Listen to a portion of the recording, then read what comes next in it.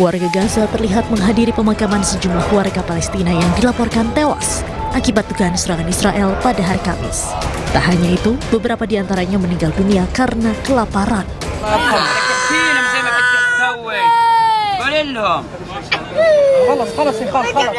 Rekaman menunjukkan penduduk setempat menangisi jenazah kerabat mereka, serta seorang anak yang menangis berduka karena kehilangan anggota keluarganya.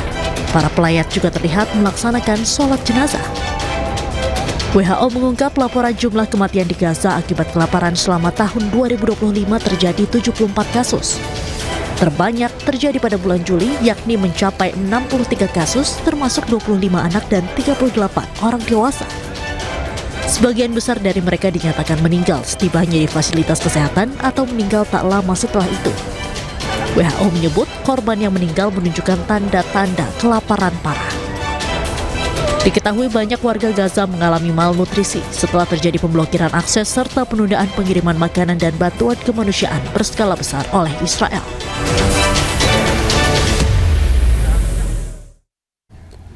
Puluhan truk bantuan dari Mesir mulai masuk ke Gaza. Truk yang membawa bantuan kemanusiaan memasuki wilayah Gaza melalui perbatasan Rafah.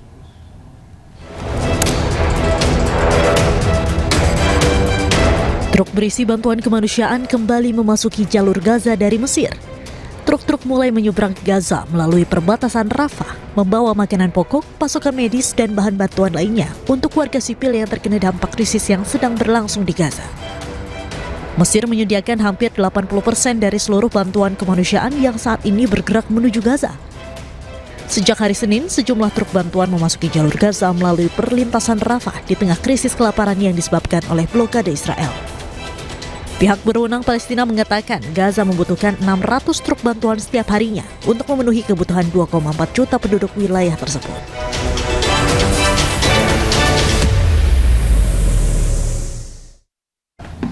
Pasukan Israel melepaskan tembakan ke arah kerumunan warga Gaza yang tengah mengantri bantuan. Sebanyak 30 orang tewas dan 300 orang terluka dalam serangan tersebut.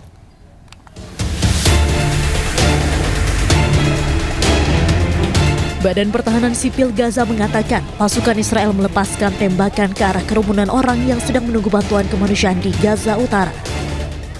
Sebanyak 30 orang tewas dan 300 orang terluka akibat rentetan tembakan dari militer Israel.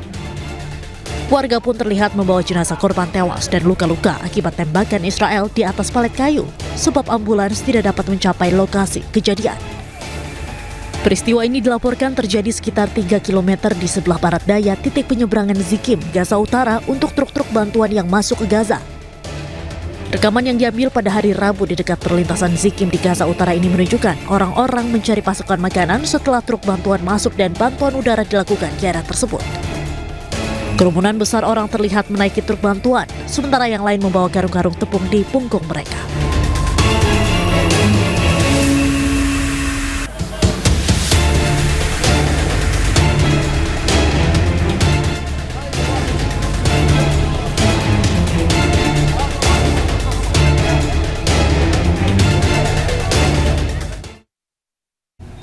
Pejuang Palestina melakukan penyergapan gabungan yang menargetkan pasukan dan kendaraan militer Zionis di Khan Yunis, Gaza, Palestina.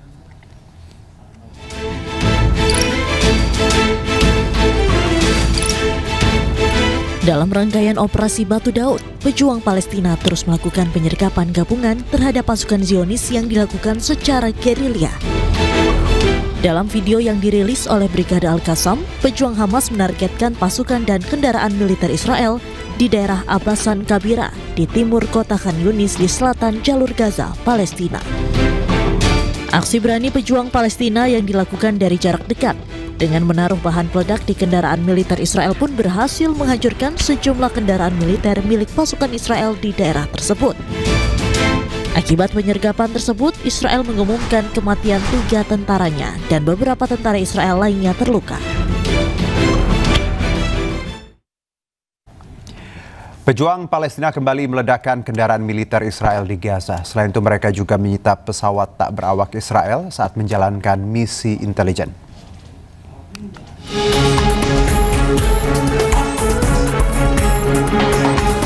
Saraya Al-Quds merilis video yang menampilkan rekaman peledakan kendaraan militer Zionis di sebelah timur lingkungan Al-Tufah di kota Gaza, Palestina. Dalam video tersebut, para pejuang Palestina menyiapkan bom yang kemudian ditanam di galian tanah. Tak berselang lama, kendaraan-kendaraan Israel yang lewat meledak hebat saat tak sengaja melintasi jebakan yang dipasang para pejuang Palestina. Tak hanya mengebom kendaraan militer Zionis Israel, Al-Quds juga menyita pesawat tak berawak Israel saat menjalankan misi intelijen. Kita ke informasi lainnya, pemirsa. Kematian diplomat Arya Daru Pangayunan masih menjadi misteri. Meski dinyatakan tidak ada keterlibatan pihak lain dalam kematian diplomat Daru, namun pihak keluarga masih menyaksikan. Apaan sih? Hah? Foto, Pak. Apa? Foto 8 mulutnya. Kematian diplomat Arya Daru Pangayunan membuat publik geger. Saya nggak mau. Kondisi korban yang terlakban di bagian kepala hingga muka membuat banyak spekulasi terkait penyebab kematian. Apalagi saat ditemukan posisi kepala korban dilakban dengan rapi, dan pihak polisian pun telah mengeluarkan hasil penyidikan yang menyatakan tidak ada keterlibatan pihak lain dalam kematian diplomat Daru. Namun pihak keluarga masih berharap ada keadilan untuk Arya Daru. Saya nggak mau.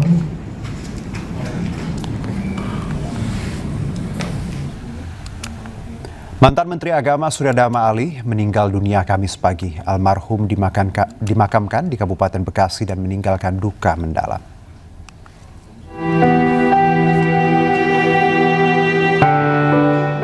Isak tangis mewarnai kepergian mantan Menteri Agama Surya Dharma Ali.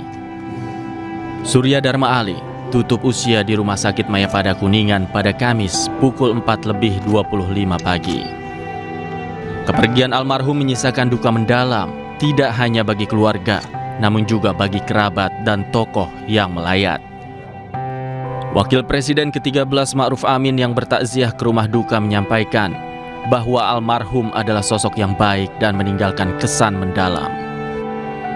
Orang yang pantas untuk mati dan bisa diteladani, tentu saja manusia biasa, ada kurangnya siapapun sempurna. Baik, kebaikannya lebih banyak.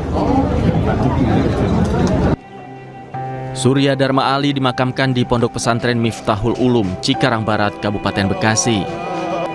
Almarhum diantar puluhan orang dari rumah duka ke tempat peristirahatan terakhirnya. Air mata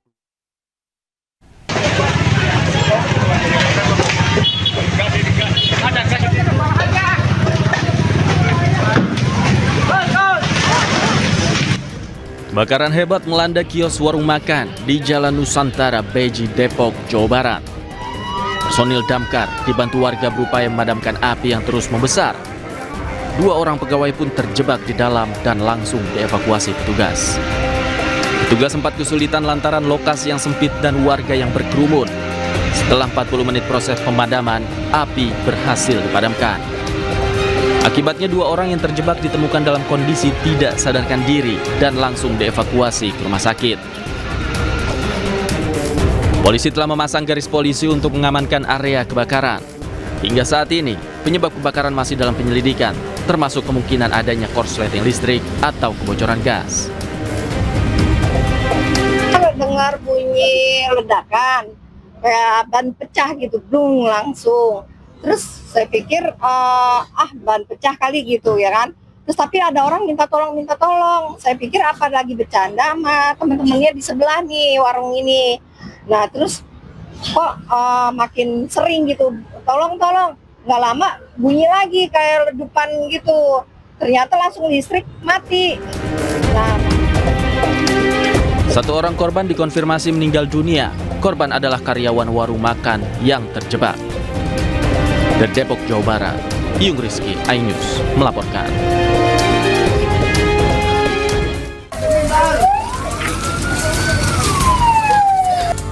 Kobaran api dengan cepat menghanguskan tempat penampungan limbah barang bekas yang berada di Desa Mekarwangi, Cikarang Barat, Kabupaten Bekasi, Jawa Barat. Ini udah nyamper Sejumlah warga menyebut kobaran api tiba-tiba muncul dari salah satu lapak penampungan limbah. Banyaknya bahan plastik yang mudah terbakar membuat api dengan cepat membakar seluruh isi bangunan dan merambat ke bangunan lainnya yang posisinya berdekatan. Kobaran api yang begitu besar juga sempat memicu kepanikan warga sekitar.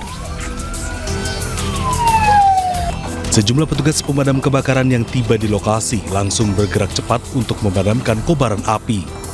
Sementara api berhasil dipadamkan setelah 7 unit mobil pemadam kebakaran dari Kabupaten dan Kota Bekasi diterjunkan ke lokasi. Tidak adanya hidran atau sumber air dari lokasi serta banyaknya warga yang menonton juga sempat menjadi kendala saat proses pemadaman. Untuk lokasi yang terbakar ini ada 6 lokal atau 6 lapak. Ada kendala nggak atau kesulitan gitu? Kendala kita tadi di sumber air Bang, agak terlalu jauh juga dari kali. Walaupun ada kali juga terdekat, itu sumber kalinya kering Bang. Kalau ini lapak apa, lapak barang bekas atau? Lapak barang bekas, plastik gitu segala macam. Unit tadi diterjunkan kita dari Bekasi Kota bantuan 1 unit, dari kawasan MM kita bantuan juga 1 unit. Nah dari Kabupaten Bekasi ini kita ada 5 unit. Total sekitar ada 7. Dugaan sementara belum diketahui penyebabnya. Kita begitu dapat laporan api udah besar Pak. Tidak ada korban jiwa dalam peristiwa kebakaran ini, namun sedikitnya 6 lapak penampungan limbah habis terbakar dengan total kerugian ditaksir hingga ratusan juta rupiah. Penyebab pasti dari kebakaran masih dalam penyelidikan petugas kepolisian Polsek Cikarang Barat dan Polres Metro Bekasi. Dari Kabupaten Bekasi, Jawa Barat, Didit Junaidi dan Agus Rohim, iNews melaporkan. Dan pemirsa, News Sore berikutnya akan dilanjutkan oleh rekan kami Desvita Bionda. Desvita? Ya, ada informasi apa saja nanti untuk di News Sore? Iya, terima kasih Juno dan juga pemirsa. News Sore akan kembali menghadirkan sejumlah informasi menarik di antaranya.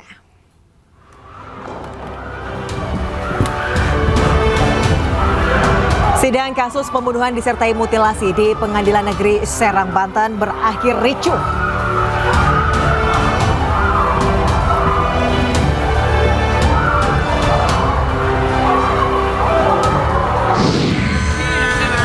Dari 74 kematian akibat kelaparan di Gaza tahun 2025, 25 diantaranya merupakan anak-anak.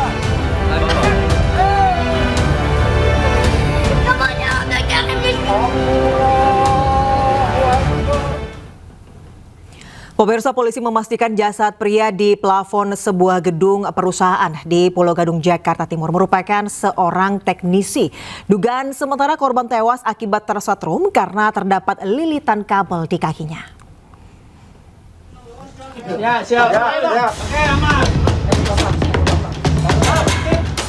Identitas sesosok mayat pria di sebuah gedung perusahaan di kawasan Pulau Gadung, Jakarta Timur mulai terkuak. Dari hasil penyelidikan polisi, jenazah merupakan teknisi berusia 37 tahun bernama Rastono. Dugaan sementara korban tewas usai tersetrum aliran listrik saat tengah melakukan perbaikan di atas plafon.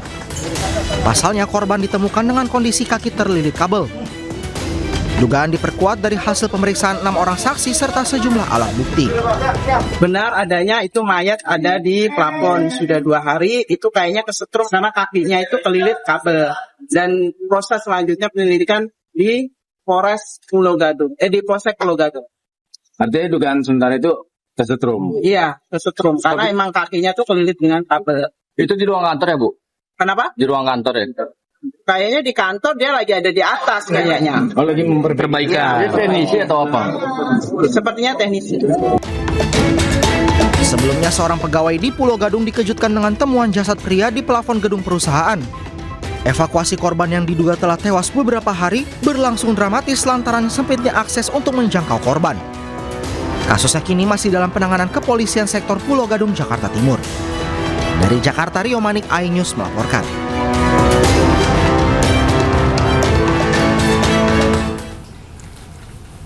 Untuk mencegah terjadinya kejahatan keuangan, Pusat Pelaporan dan Analisis Transaksi Keuangan memblokir sementara rekening yang pasif selama 3 hingga 12 bulan. Kepala PPATK Ivan Yustiavandana memilih tak banyak bicara saat dimintai tanggapan tentang kebijakan rekening pasif yang menjadi sorotan publik.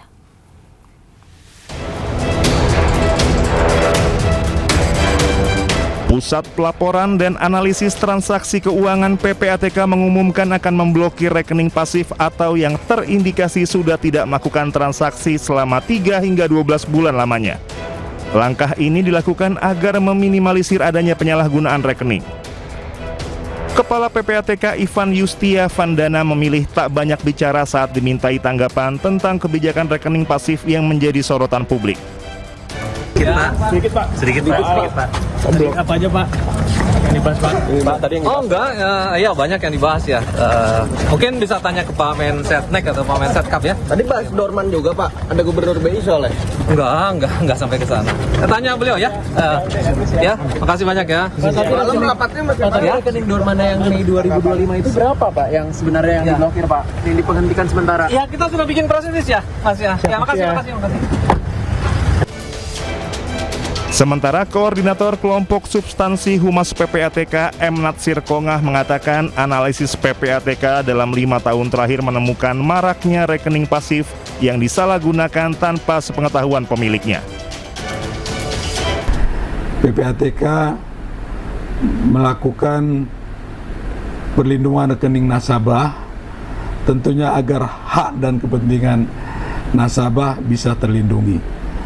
Uang nasabah tetap aman dan 100% utuh. Sementara pengacara Hotman Paris Hutapea mengkritik kebijakan tersebut dan menyebut pemblokiran oleh PPATK melanggar hak asasi. Pertanyaannya, saya belum jelas apakah dasarnya peraturan apa. Yang kedua, bapak-bapak pejabat kenapa merepotkan masyarakat? Kalau seorang ibu-ibu di kampung misalnya, dia misalnya buka rekening di bank, dibuka oleh anaknya, kan belum tentu dipakai sama ibunya, apalagi orang kampung. Ya, masa rekeningnya harus dibekukan? Dan itu kan melanggar hak asasi. Bapak-bapak tidak berhak membekukan rekening orang kalau memang dia tidak pakai atau dorman rekeningnya. Bapak tidak berhak, negara tidak berhak. Meskipun diblokir, PPATK menjamin jumlah saldo di rekening pasif tidak akan berkurang. Jika diblokir, nasabah terkait perlu melakukan reaktivasi dengan mengajukan keberatan ke PPATK secara online dan menjalankan prosedur pengaktifan sesuai bank terkait. Tim Liputan Anyus melaporkan.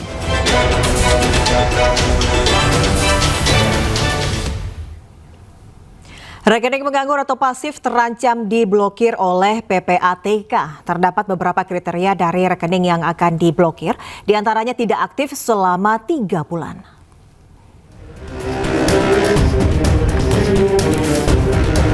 PPATK akan membekukan rekening yang tidak aktif transaksi selama 3 bulan. Kebijakan ini mendapat sorotan dari masyarakat lantaran dinilai menyulitkan warga. Kebijakan pembekuan rekening nganggur ini bukan tanpa alasan. PPATK mengklaim pembekuan rekening nganggur ini untuk melindungi kepemilikan rekening agar tidak disalahgunakan oleh pihak lain. PPATK mengatakan kriteria rekening yang bisa dibekukan berupa rekening tabungan, baik atas nama perorangan atau perusahaan. Kriteria kedua adalah rekening giro dan rekening dalam rupiah atau valuta asing. Sementara itu rekening yang masuk dalam kategori pasif yaitu tidak ada transaksi debit atau kredit, tidak ada transfer masuk atau keluar, dan tidak ada akses melalui ATM, mobile banking, maupun teller bank.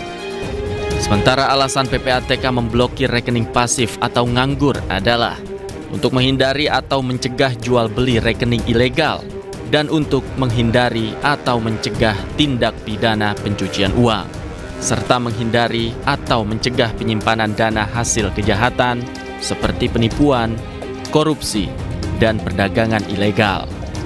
Seiring dengan kebijakan itu, Ketua PPATK Ivan Yustiavandana memastikan nasabah yang rekeningnya dibekukan masih bisa mengajukan permohonan reaktivasi melalui cabang bank dengan memenuhi prosedur yang ditetapkan.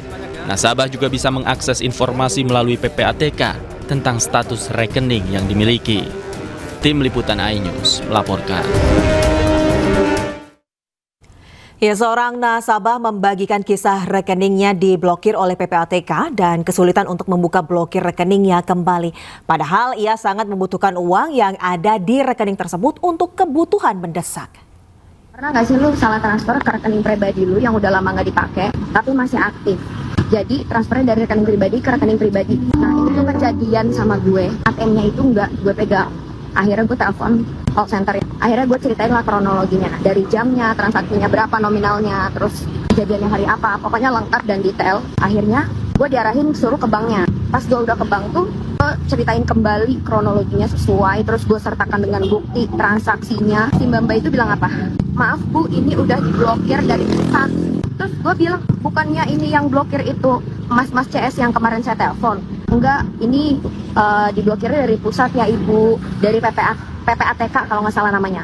Terus gue langsung kaget dong, Ibu tenang dulu ya, ini bukan kasus korupsi. Ini itu kalau misalnya emang udah nggak dipakai rekeningnya dan nggak ada transaksi, meskipun ada uang mengendap, itu bisa terblokir dari pusat. Gue langsung kaget dong, sekarang ya, gue tuh sangat membutuhkan uang itu. Jadi gue berharap banget kalau uang itu bisa diambil. Dan ternyata nggak bisa diambil dong, nggak bisa diambil sekarang uangnya. Nunggu persetujuan PPATK-nya ACC gitu. Berarti uangnya nggak bisa ya Mbak diambil hari ini juga. Nggak bisa Ibu, mohon maaf banget karena harus pengajuan dulu isi formulir untuk dibuka blokirannya. Itu pasti banget Mbak 7 hari. Gue tanya lagi dong, terus Mbaknya cuma ngomong apa? Belum pasti ya Ibu, di ACC-nya dari pusat. Terus gue bilang, tapi Mbak saya sangat butuh uangnya banget Mbak, tolong banget nih, saya butuh uangnya banget. Iya Bu, saya nggak bisa bantu apa-apa. Saat ini yang saya bisa bantu adalah membuatkan formulir pembukaan blokiran. Ya Allahu Rabbi, di saat lu tuh butuh gitu kan, tapi nggak bisa diambil duitnya. Mungkin dari teman-teman ada yang ngalamin hal yang sama nggak? Boleh sharing dong, kira-kira di ACC-nya tuh lama atau enggak, karena memang butuh banget uangnya. Dan nggak bisa diambil pada saat hari ini juga. Kita ke informasi lainnya, pemirsa, tidak hanya ada fenomena Rojali atau rombongan jarang beli dan Rohana atau rombongan hanya nanya, kini ada juga fenomena roh halus alias rombongan hanya mengelus-elus. Fenomena roh halus merupakan sekelompok orang yang datang ke mal hanya untuk memastikan kualitas dan membandingkan harga suatu produk yang ujung-ujungnya belanja di toko online.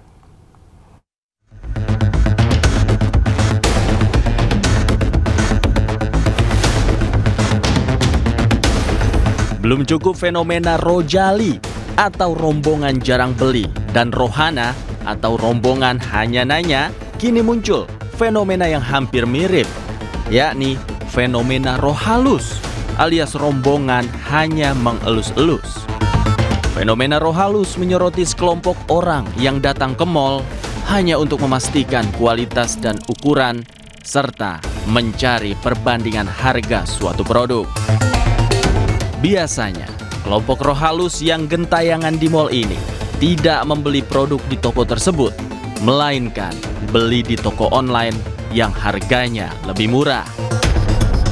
3 fenomena yang tengah marak di pusat perbelanjaan ini menjadi tantangan serius bagi sektor retail dan usaha mikro kecil dan menengah di tengah ketidakpastian ekonomi nasional. Kendati demikian, Asosiasi Pengelola Pusat Belanja Indonesia menyebut fenomena ini bukanlah hal baru.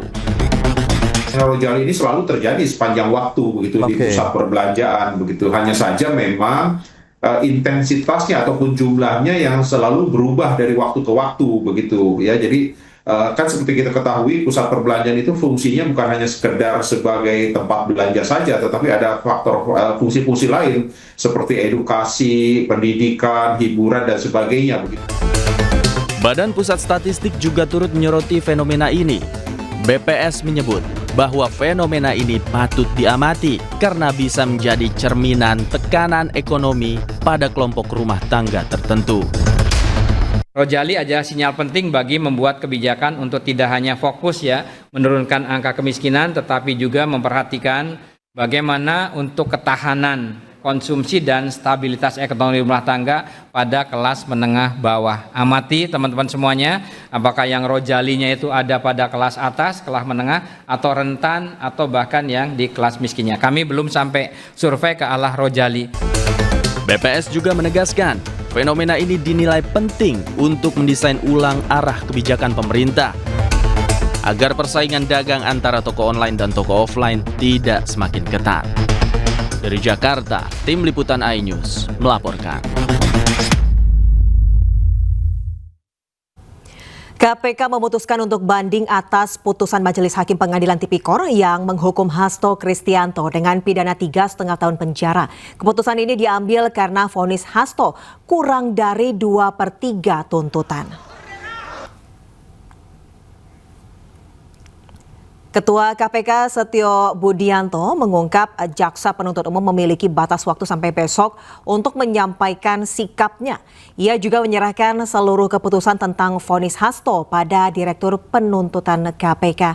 Rencananya KPK juga akan mengajukan banding atas vonis Hasto karena putusan pengadilan menghukum Hasto kurang dari 2/3 dari tuntutan jaksa penuntut umum.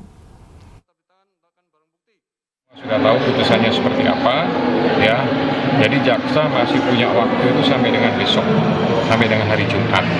Ya, saya serahkan sepenuhnya kepada Direktur Penuntutan, kemudian kepada jaksa penuntut umumnya untuk melakukan pembahasan di tingkat direktorat dan kedeputian. Nah, karena waktunya sampai besok, gitu. Setelah itu nanti diajukan, baru akan dikaji oleh pimpinan. Tapi belum ada sikapnya Pak ya, banding atau menerima putusan? Ya, kita tunggu sampai besok, karena batas waktunya kan sampai besok terakhir, gitu. Nah, nanti besok silakan diupdate keputusannya akan seperti apa. Terkait